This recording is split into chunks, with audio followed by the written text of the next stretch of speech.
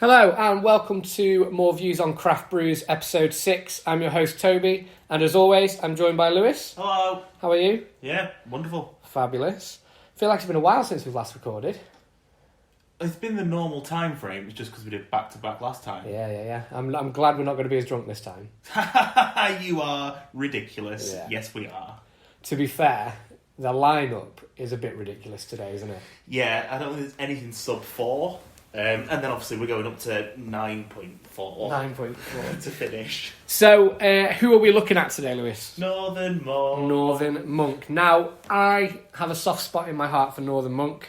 So does the whole country. At the moment, I'd agree. They are killing it. Obviously based up in Leeds, and I spent 3 years of my life in Leeds, so I have a very close place in my heart for Leeds. Yes. And any northern brewery, well, to be fair, any UK brewery at the moment.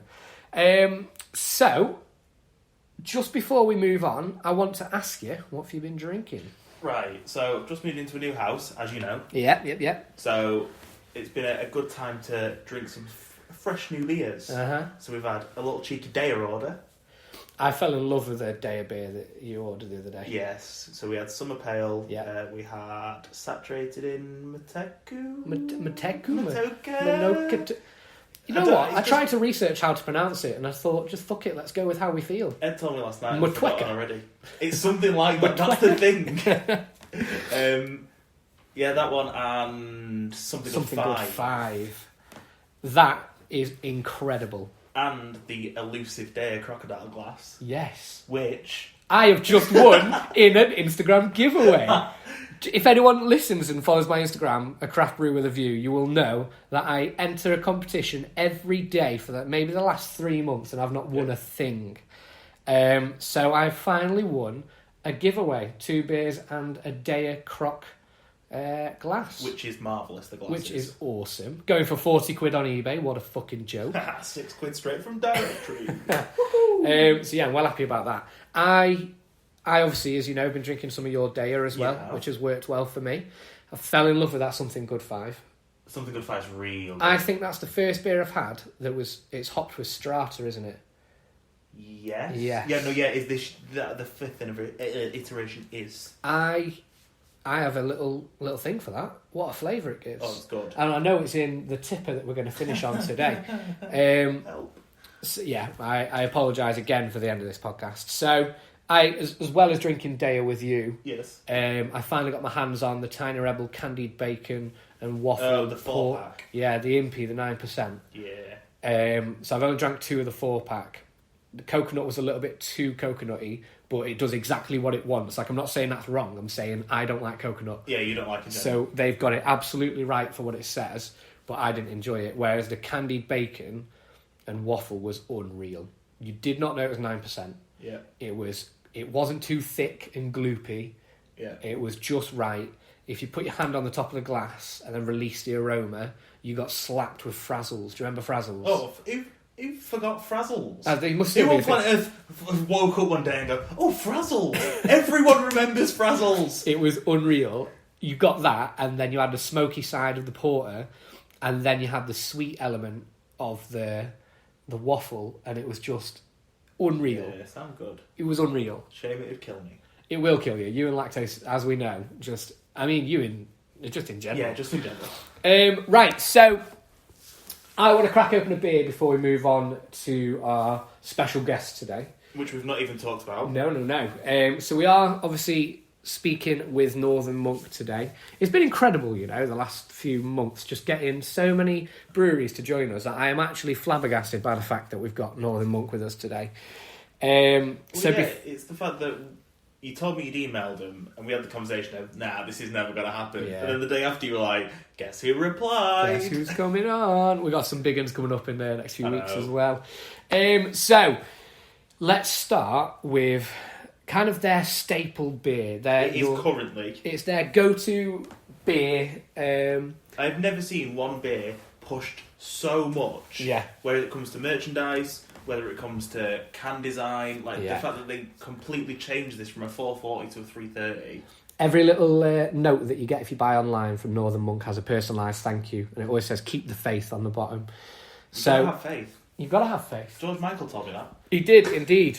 He told us a lot of things through these podcasts, actually. If we're not dancing at Club Tropicana, bloody hell.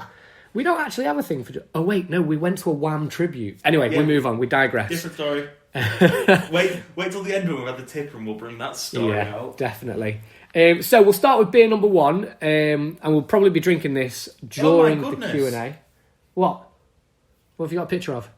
Brian, who's joining us today. Oh, it has a picture of Brian. It has his beard perfectly. Perfect. So Brian Dixon will be joining us in a couple of minutes' time. Let's start with Faith then. So Faith is a 5.4% hazy pale ale. It is... amazing. Honestly, I think this is going to be the new gateway beer.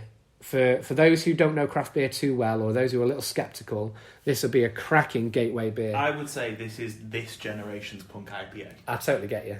Absolutely. We're also drinking out of our new Northern Monk glasses. Dude, I actually really that like it. are beautiful. They've got a little skyline of Leeds on there. And the refractory. Well, actually, it's got Newcastle as well, because that's the angel of... You don't know. Oh, shit, yeah, I was looking at the can. Yes. I've not even drank and I'm already messing up. The glass does... The can does have the angel of the north on it. Yeah. So the glass is lovely. Oh, that first mouthful is amazing. There's Leeds at the door market. Oh, yeah. There's a tree. There is 2 trees that you might find in Leeds. You know, them famous North Yorkshire trees. Yeah, there's a building that you might find in Leeds. Oh, it's got windows and everything. There's a tower that you might find in Leeds. Back to the... Yes. So, 5.4% hazy pale ale. Straight away, what do you get on your nose? What fruit do you get there? I don't know. I smoke a lot, so I can't really smell. Yeah, to be fair, sometimes you're pointless at this. I get mango. I get some form of stone fruit, for definite. It's definitely fruity. It's hoppy. Yeah. But it's not offensive. And this is also ice cold because it's been in the fridge for this is the best temperature to drink it, actually. It's so easy to drink that I honestly feel like we could finish this in the next 30 seconds. Don't tempt me. So it's smooth, it's fruity, it's hazy as it says it really is. It's got the nice yellow kind of glow to it. You get a bit of orange coming through, orange peel flavouring. It's a fruity little number. I'd say if you like Faith, if you've had Faith before and you like it, which you can get in every supermarket at this point, by the way. Yes. Apart from Asda, fuck Asda with your shit beer selection. Wow. It's true. Wow. It's true. What if we have the CEO of Asda listening? It's not going to happen. True. If he is, please sort your craft beer selection out. Like, come on now. Look at Tesco, look at Morrison's, look at even at Sainsbury's. Sainsbury's got Tiny Rebel. Yeah. What have you got? Yeah. I feel really bad on Asda right now. At the best, you've got the Orange Brooklyn, which is good. Do you know what? I fucking love Brooklyn. We digress again. But what I was going to say, yes. before I got sidetracked by myself, if you like Faith and you've had Faith, go out and find Rapscallion. Yes. It's basically Faith with an extra 0.3% in it and orange zest. Lots of orange. By the bucket load. Yeah. So if you want a bit more citrus to this already citrusy, delicious beer, Rapscallion's you want. I quite enjoy it. It's a shame we couldn't fit it in on the bill today. I mean, we could have done, but we would have died. I think we would have, hadn't it, to what we've got coming up. So, I will explain what beers we've got coming up when we speak with Brian in a second. So please make sure you've got a beer ready for our next 20 minutes to 30 minute segment. We will be joined by Brian. He'll introduce himself as the founder of Northern Monk. Yeah. And we've got plenty of questions that have come in for him to answer as well. So make sure you're relaxed and your beer is nice and chilled. And we'll speak to you in a minute. Okay, welcome, Brian. Thank you very much for joining us. Pleasure. Thank you. So, before we get into everything, can you just quickly introduce yourself and your relation to Northern Monk and who you are? My name's Brian. Co-founded Northern Monk with Russell back in 2014. Head brewer, for want of a better word. Just look after the recipe side of things and make the beer. Basically. Good stuff. So you're going for about 7 years now then, haven't you?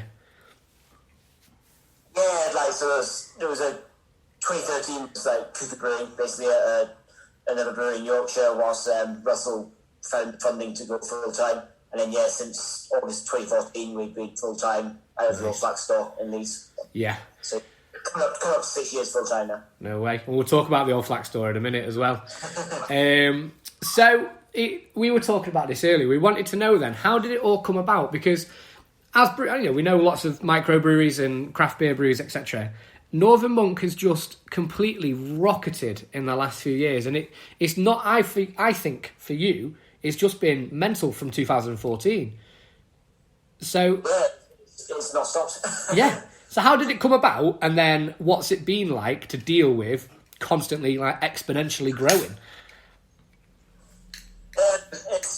It's that constant. You just kind of have to go with it. It's hard to really think. I mean, it's settled out a little bit now. I guess you can look back and try to think that we were doing maybe 3,000 litres a beer a week when we first started, and now we're doing 12,000 a day, and it's just 6 days a week on shifts, and I don't know. It's even now. I think it's hard to the scale of it's got so big, and it's not showing it, stopping. So that's it. It was just me and Russell.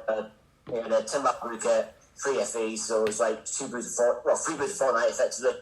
That's like just me doing the brewing and Russ trying to sell it and doing deliveries out the back of his mum's Venno estate. We it was about 7-8 months before I hired an assistant brewer and ship of ads, who looks after the Flax store these days.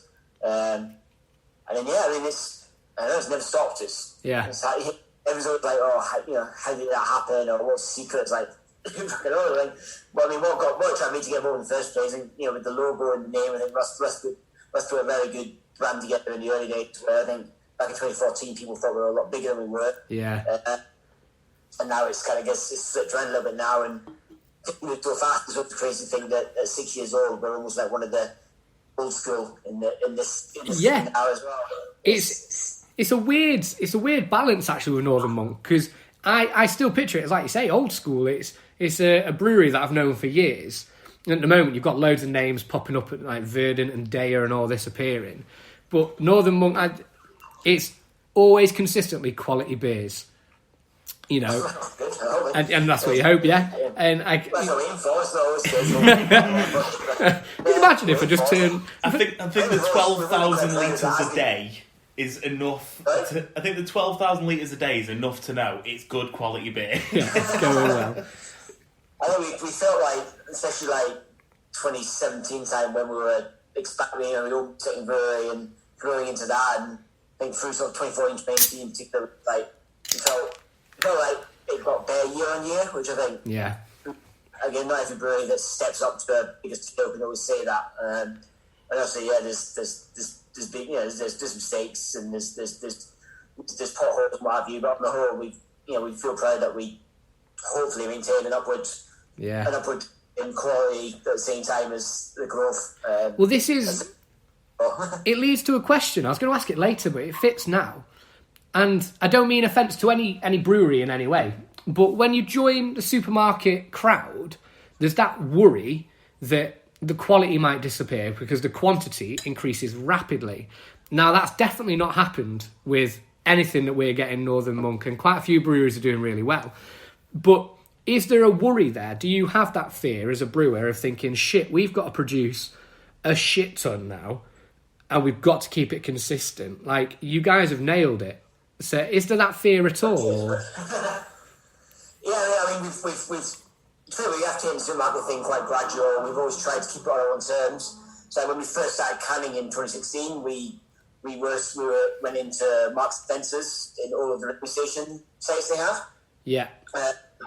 And so we did that for a good year, 18 months maybe, as our sole supermarket, and that was a really good. It's quite a really good consistent volume for a third party. It worked really nicely. So then, as we expanded into our second site, like the opportunity, like we've always tried to keep a fairly sensible split between grocery channel, export, direct sale, online taproom, etc. I think COVID, I think the breweries that are 100% cask, if you like, are obviously really struggling now.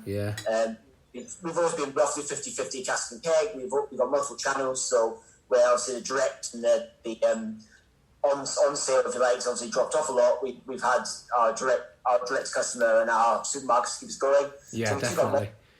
took on Moses when we grew, very much intentionally selecting the supermarket out of the big four, perhaps the most well regarded, I guess, and very much the local one to us, being Bradford Company. And we've had a couple of years with those guys now, and then obviously this year we've taken on Tesco's as well, and rolled on Morris. The Tesco volume is a big spike. I bet. It's the first time we've rolled Faith out to all of them. So our production of Faith probably tripled or something like that. Blimey. So that's had its challenges. I think we are going through some technical issues at the same time that rolled out, which Faith isn't exactly 100% what we want it to be on the shows right now. But we do love that beer, and so we've got it back under control, and we love that beer so much, and it feels like the right time to try, roll out as many hands as possible. Like, you think, like, for me as a beer drinker, thinking back to sort of 2008, 9, 10, when I was really getting into this game, with the likes of Punk IPA, Jaipur, the Colonel starting up, those beers have become like a basic generation defining beer. Like you still got Jaipur and Punk everywhere, and they're fridge beers for thousands of people, and there's a whole new generation of brewers coming through now, like ourselves, and we were saying exactly about what I said just before you joined us on our little intro. We said with Faith, it's this generation's. Well, Lewis, go on. I said it's this generation's Punk IPA. It's this generation's gateway into craft. The same way that the original brew of Punk was. And obviously Punk's changed now when it's not what it used to be. Still good. It's still good, but Faith has always been consistent. And even dropping from 440s to 330s, and even that you can get it on every shelf basically in every town in the UK has Faith on the shelf at this point. Which is wild to think that 5 years ago it was so difficult. Not even difficult, but you'd go to a pub and they wouldn't have Northern Monk. No. And then when you did, it was like that little diamond in the rough. You're like, finally I found somewhere that's got it. Yeah. And now you can have that little moment in your own house every time you open the fridge. Yeah, it's a winner. What could you ever want more? It's we have a term for our core range, which one of our operations manager brought in of fridge killers. Yeah. It's like the goal for the core beer is like it's just trusting the fridge, and you just know it's going to kill each time. And we love Faith internally. We've obviously fighting over a few years, and we're sort of proud enough that it's always a tough call putting a beer like that into steel markets. Obviously, some of the indies will be upset, and we still intend to keep 440s going in some form. And we do. And obviously, steel markets do what they do to get to their side, but we're not selling that stuff in cheap. We're not massively reducing it for those guys versus others. So I guess it's on those guys. Unfortunately, those guys will choose to loss lead or what have you. But and I get it, and I guess that's the next challenge. Obviously, everyone talks how whenever you talk about a beer like Punk or Jaipur, you kind of like, it wasn't what it was, and how little just these change something. I think that does happen. People always think back to 10. I remember serving pints of Landlord in the pub like 10 years ago, and people would regulars be like, Landlord ain't what it was 10 years ago and 15 years ago. And you're like, nothing's really changed. It's just, if anything, I was saying this to Lewis. We don't want to go. We'll do obviously strive very hard. That's hopefully not said about in 5 years' time. But taste buds change. Number one, and two. Absolutely. Throughout, I've only been drinking craft beer like 5-6 years, and from the start, like even in the last 6 months, I'd say my taste buds are changing because I'm finding beers and hop variations I've never had before, and going, fuck me, that's good.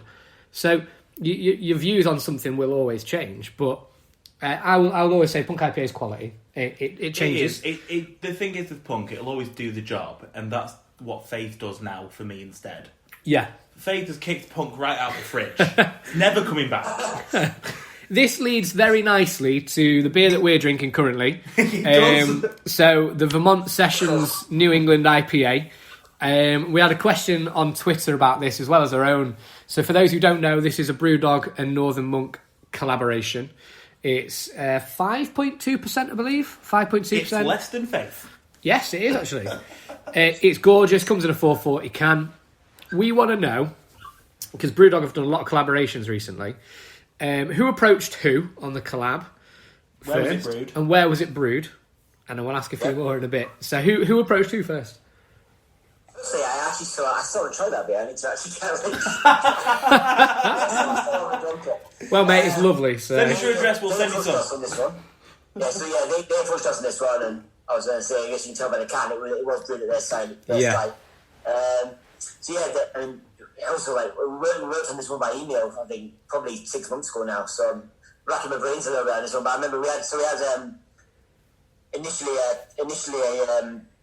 we did a call actually with the production manager, and basically just discussed what we wanted to do. And obviously, I think with these kind of beers, there's a style, an ABV point, a style or what have you that supermarkets say, well, we'd like you to do a Hazy Pale.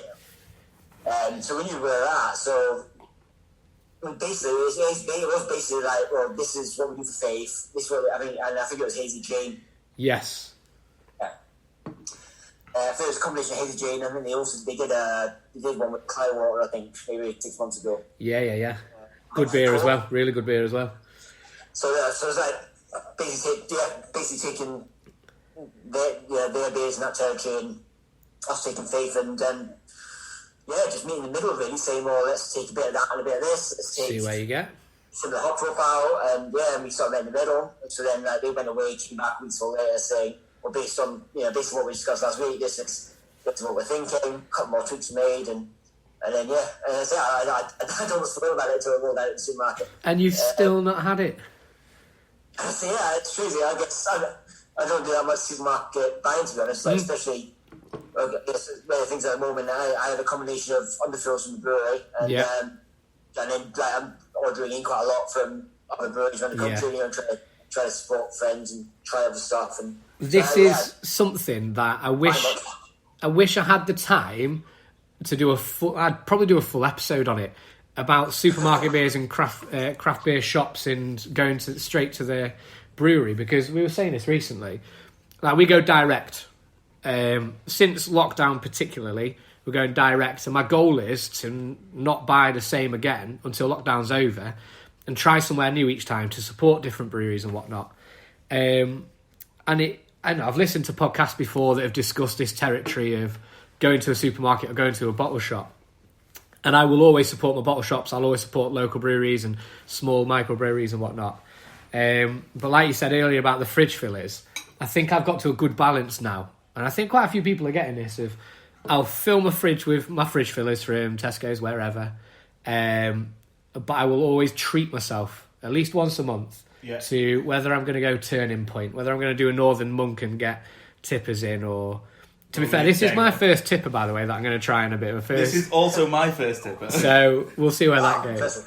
But it's something I'd love to talk about, because it's not a debate, if anything. It's just a really interesting point at the moment, because there's so much variation appearing in Tesco, Morrison's, Sainsbury's. It's not even that. It's because all these craft shops are closed. Normally, a lot of stock would go direct to the craft. So it's almost like the direct customer is more open than it's ever been. Yeah. Because that stock that you'd normally be sending out, you can't send out because these people aren't open. I'm really naive to it, because I would never have thought of going direct to the brewery. I'd wait for my local pub, and I'd always say, he's called Sam, and I'd always say to him, like, oh, when you're getting your next Neon Raptor in, or when in reality I could have just fucking done that. So you just go to them direct and say, thankfully, I've been really wanting to do the Neon Raptor order, but they're still not brewing. Who just reopened? Squawk reopened as of yesterday. Yeah, can't wait for Neon Raptor to get brewing again, to be fair. Yeah, I've always said to them, I'll be getting a case in when they say. To be honest, I think I've had a bit of feedback from customers, and reading a few. I think it was Will Hawks put something out the other day with Eurobrews. There's actually for all the people ordering in beer from different breweries and the roller specials coming through, there has been a rise in demand for cold beer through all this. And I think that is a little bit of that particular thing. I mean, for all the interesting beers in my ordering, you've also got the likes of, you can get a mini keg of Traxonoma, or you can get a slab of Traxonoma, or a slab of Fine Jarl, just to fill the fridge up with. I got a mini keg of Jarl, I got a Nomadic brewing around the corner from me, so I've been around and got a bagging box from those guys, and there is a bit of, I guess missing the public on it. Like, if you go around your local, then you're more likely to drink the same beer again. Yeah. I think when you're down a pub, then you might do it at home. And I think I've done a little bit of that, and it's got into people's home drinking. So I think some people have seen an increase in core home drinking, which is really interesting when we go forward. So I think I'd like to see core grow, I guess, across the whole thing, especially great fun, and obviously we love doing them, but yeah, I think having, no, it's the same as it's a really valid point. It's like you having that beer or two that is always in your fridge that you trust, and having a couple of them, and then finishing off with something interesting or so on, I think. Well, it's a really valid point. So, bag in a box and stuff like that. When lockdown got announced that Friday, I had 20 litres of my favourite local beer dropped off. Yeah. Because I was like, I'm not going to be able to drink it in a pub for who knows how long. I just want it. And I finished that and I've not gone back. Yeah. And instead of going, actually, I want more of that, I'm finding, actually, I want to explore more. Yeah. Because I know as soon as the pub comes open again, I can get that, but I can't get everything I currently can. I get that. So we'll quickly jump onto a Twitter question from Paul Newton. He's wanting to know, is there a brewery out there, I love this question, is there a brewery out there that you've yet to collab with that you'd like to? Because I know Northern Monk, you are big on collaboration with so many breweries from the US to UK and whatnot. You just look at the Hop City lineup most years. There's enough collaborations to kill a whale, never mind anything else. That's my entire contribution to Hop City, is looking at the lineup and going, collab. Is there somebody out there that you've not collabed with yet that you'd love to? This comes from Paul. I think, thinking back to the breweries that got me into 30 Mega, actually, I think Odell would be one. I think there's think about these, like, from running a company now as well. It's like there's a handful of breweries that you look up to, not just because the beer's so good, but they are good people running a good company. You know, like Odell's employee owned, and they come across as they just I mean, that's so it's top of my bucket list of places I want to get to is to go to Fort Collins, Odell. I mean, I've got to go to Dogfish Head back in the last year, which was, I think, was high on the list. Like things like Palo Santo Moron and their India Brown IPA and things. Where I remember there was a brief 6 months or so when Dogfish was available in the UK. And I'm wearing a t-shirt of them as well, actually. I'm a massive of course. No way. So I'd absolutely adore to do something with Allagash as well. They are my favourite brewery in the world. Like, I think for just the overall, like they just how their ethos is absolutely outstanding. Love that. They're basically me rolling out on every single these days, but very much make a decision about what to do. I think Be More Allagash is always at the back of our minds now, because it's like if they have Portland, Maine as a city, I think it's a beautiful, beautiful city. It's top 3 places I've ever been. Just a really friendly place, great beer, incredible food. Awesome. And then you walk past a lot of industrial units, which are just it's almost like the Bermondsey Big Mile of Portland. You've got loads of little breweries set up in these industrial units, and they get full support from Allagash, like lending ingredients, offer advice, nip across the road for a beer after work, that's what Bishop Brothers started, and then they moved down to their own site, and so many little breweries in Maine have started in these units and moved out, and credit Allagash for helping them through those early years. And then again, employee ownership, kind of green approach and ethical approach to everything they do. And then the fact, stubbornly growing a business on a Belgian wit, like 80-90% of their production is Allagash white. And for craft brewery in the US to have so much, I mean, they're in the top 20, 30 breweries by capacity in the US now, and much of that's based on Belgian wit of all styles. It's like so unusual. And I love it. To be honest, I've said this a few times as well. Like I've gone to Brussels quite a bit to try a lot of different Belgian beers out there. I've had Belgian wits before that are stunning, very different, but stunning. Really enjoyed them. That's one thing I can't wait to do, is when we can go and travel again, is get myself out in Europe and try more. Get to Delirium. Well, I love Delirium, go to Delirium. Just the first time I ever got properly wasted was about 15 years old at Delirium Tremens Brewery. My dad thought I was drinking the 3% fruit beers, but my mate was feeding me Nocturnum and Tremens. Oh, God. That was absolutely... Tremens is ridiculous.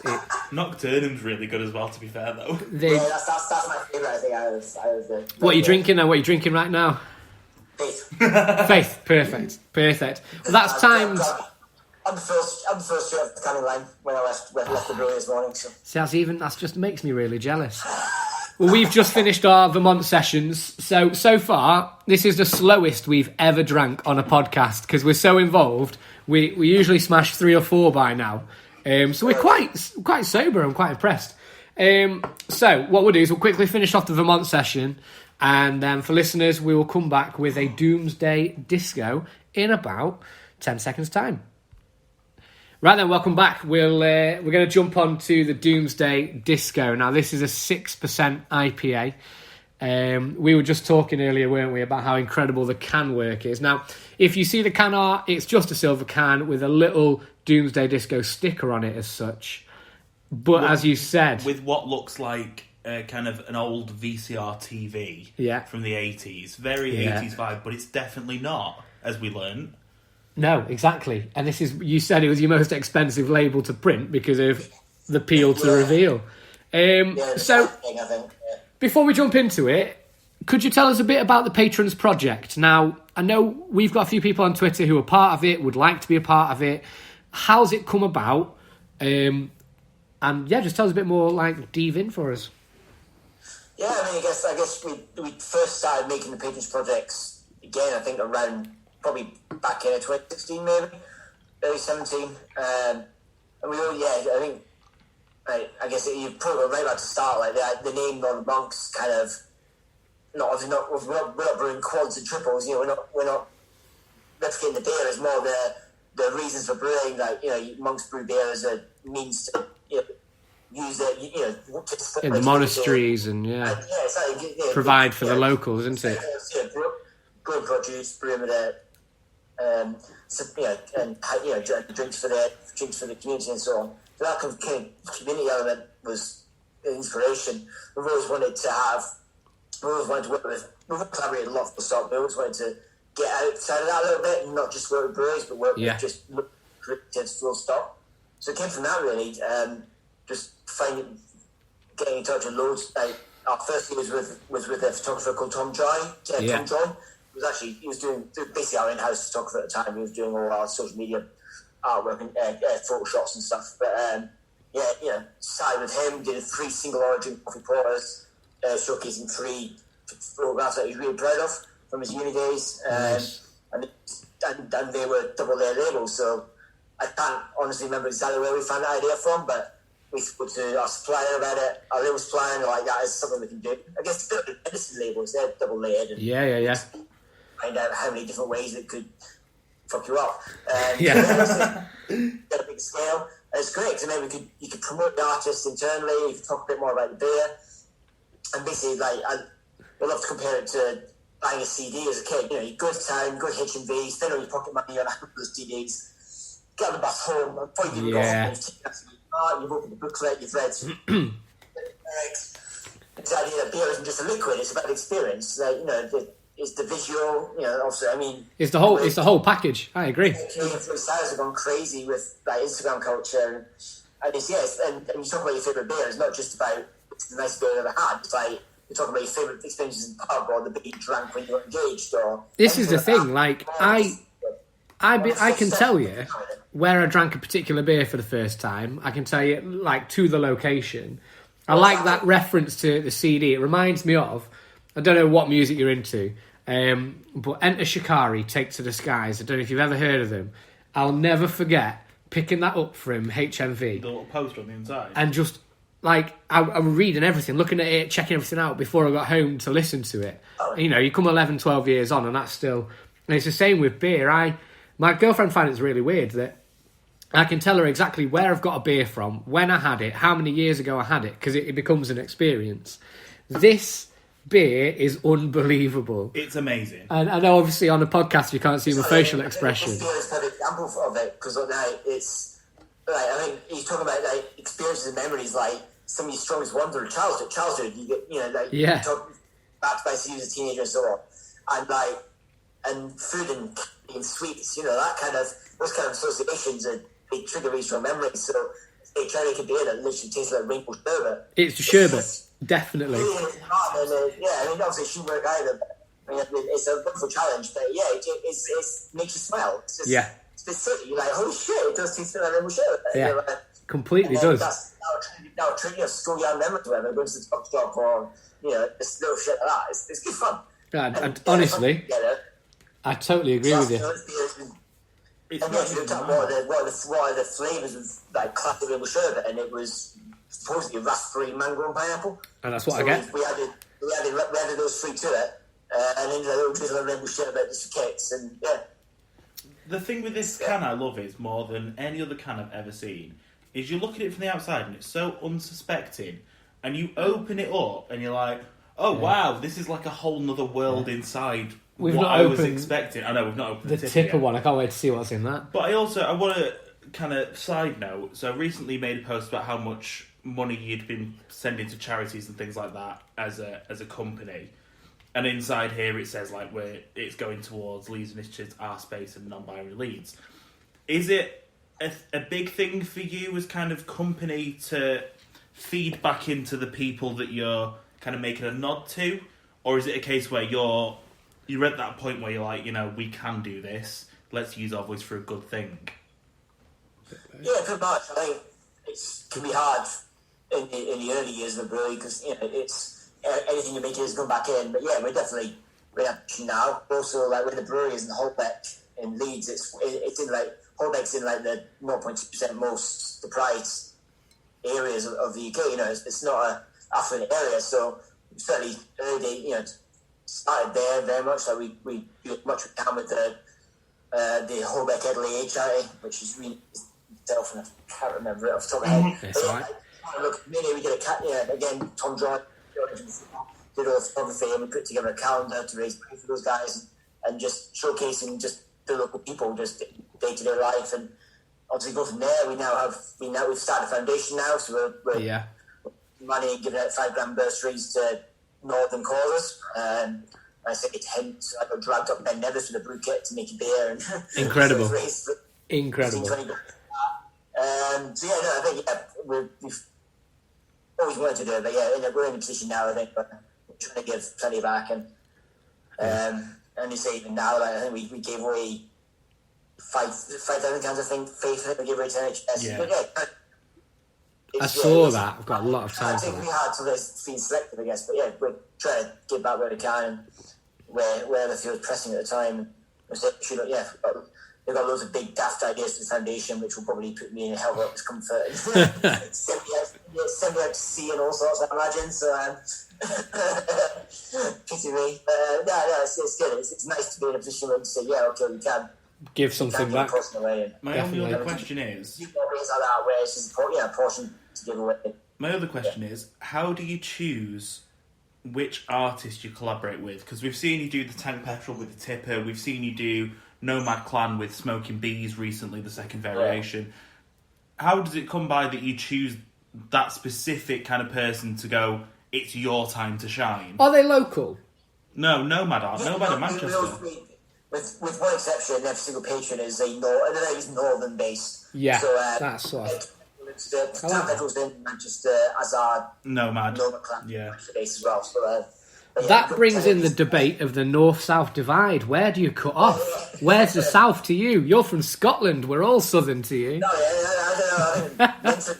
Nottingham feels like a change. Yeah, it all goes a bit strange that way.